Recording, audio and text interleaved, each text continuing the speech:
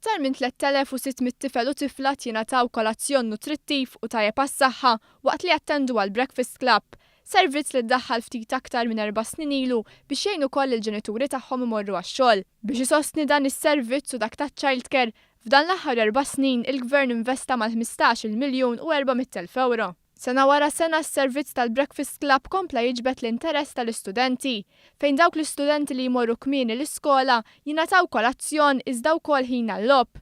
Fis-sena skolastika 2014-2015 ibbenefikaw mis-servizz 2433 student. Dan in-numru kompla jiżdied biex fis-sena skolastika ta' wara telwa l-aktar minn 3300.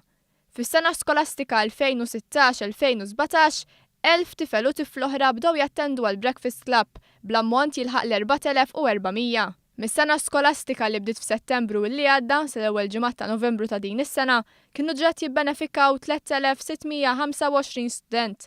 Għas-servizz tal-Breakfast Club il-Gvern nefaq 2,400,000 euro, flus li ntużaw għax-xiri tal-prodotti għal Breakfast Club kif ukoll biex jitħallsu l-Breakfast Coordinators għall-liema u l-essays.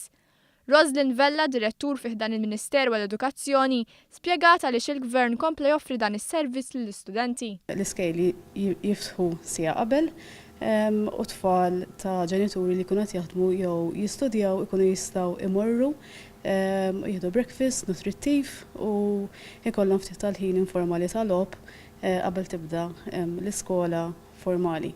Dan is-servizz primarjament qiegħed hemmhekk biex nissapportjaw lill-ġenituri li jaħdmu biex jkunu jistgħu jmorru għax-xogħol. Il-Gvern investa ma' 13,000,000 euro għas-servizz ta' childcare b'xejn.